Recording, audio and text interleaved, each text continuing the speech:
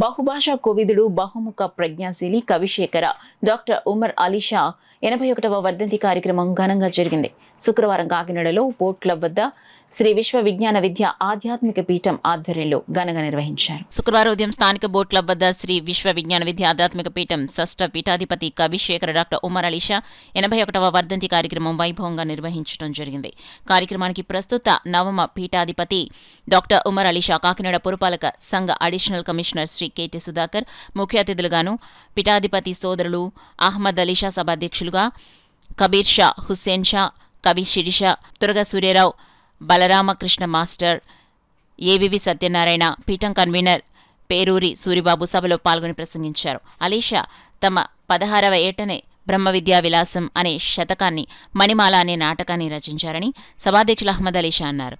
శ్రీ కబీర్ షా మాట్లాడుతూ సర్వమతాల సామరస్యాన్ని సంఘ సేవా కార్యక్రమాలు నిర్వహించారని పేర్కొన్నారు. హుస్సేన్ షా మాట్లాడుతూ సాహిత్యంలో వివిధ ప్రక్రియలో రచనలు చేసిన అలీ షా తనకు తానే సాటని, మేటి అని నిరూపితం చేసుకున్నారన్నారు. కవి శిరీష, బలరామకృష్ణ పాడిన గేయాలు సభికులను అలరింపచేశాయి. ఏవివి సత్యనారాయణ మాట్లాడుతూ అలీ షా విశ్వ కవిగా ప్రకటింపబడ్డారని అన్నారు. పీఠాధిపతి డాక్టర్ ఉమర్ అలీ షా మాట్లాడుతూ భారతీయ సమాజం గర్వించదగ్గ ఉమర్ అలీ షా ఆంధ్ర సాహిత్య, సామాజిక, రాజకీయ, ఆధ్యాత్మిక, ధార్మిక, తాత్విక రంగాల్లో ఆచంద్ర తారార్క యశస్విగా నిలిచిపోయారని అన్నారు. ప్రారంభంలో ప్రస్తుత పీఠాధిపతి డాక్టర్ ఉమర్ అలీ షా ముత్తాతగారైన కవిశేఖర డాక్టర్ ఉమర్ అలీ షా స్వామి వారి విగ్రహానికి గజ పుష్పమాల అలంకరించి జ్యోతి ప్రజ్వలన చేసి సభనుద్దేశించి ప్రసంగించారు. అహ్మద్ అలీ షా అతిథులను సత్కరించారు. హారతితో సభ ముగిసింది. కార్యక్రమంలో స్థానిక కమిటీ సభ్యులు శ్రీమతి ఎల్లమాంబారెడ్డి, సూర్య ప్రభావతి, బాదం లక్ష్మీకుమారి, వణుముమ్మణి, వీరభద్రరావు, సత్యబాబు, శ్రీమతి ఉప్పల నూకరత్నం, ఎస్కే అమీర్ భాషా, పలువురు యువతి యువకులు, పీఠం సభ్యులు పాల్గొన్నారు. సూఫీ వేదాంత దర్శనం, ఉమర్ ఖయాం, మణిమాల అనేటువంటి అనేక 50 గ్రంథాలకు పైగా రచించి సమాజంలో ఎంతో మహోన్నతమైనటువంటి మార్పులు తీసుకురావడం జరిగింది. అదేవిధంగా స్వతంత్ర పోరాటంలో కూడా వారు అనేక కార్యక్రమాలు చేపట్టడం జరిగింది. 1925వ సంవత్సరంలో కాంగ్రెస్ ప్రిలిమినరీ కార్యక్రమంలో కూడా వారు ముఖ్య అగ్రజులుగా ఉండి ఎన్నో విశిష్టమైనటువంటి కార్యక్రమాలు నిర్వహించడం జరిగింది.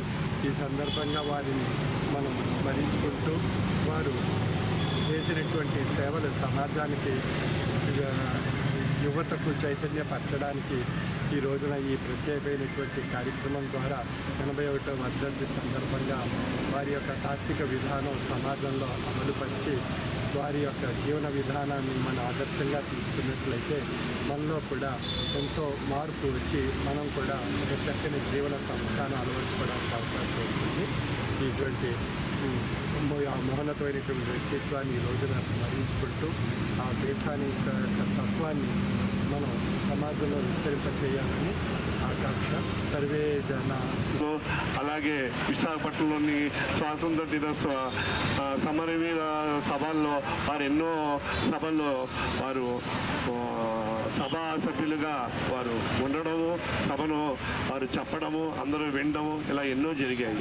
వారి యొక్క విశేషత చెప్పలేని విశేషత.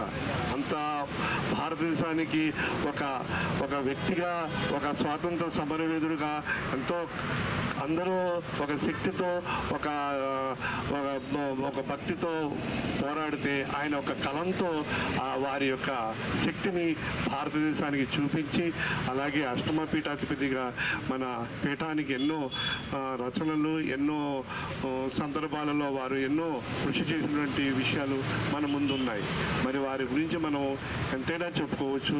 మరి ఈ సభకు మీ అందరూ వచ్చారు కాబట్టి ఇక్కడ వారి యొక్క ప్రతిష్టత, వారి యొక్క ఇక్కడ చేసినటువంటి విగ్రహాన్ని మనం అందరూ ఇక్కడ వచ్చి దండ వేయడము, అలాగే ప్రతి సంవత్సరము ఈ సభను మనం అందరూ జయప్రదం చేయడము, వారి యొక్క విశిష్టతని మనం జీర్ణించుకోవడం జరుగుతుంది. మరి ఇటువంటి మహాసభను మళ్ళా మనం ప్రతిసారి రావాలి, వచ్చి ఈ సభని చూసి మనందరూ ఆనందించాలని చెప్పేసి నేను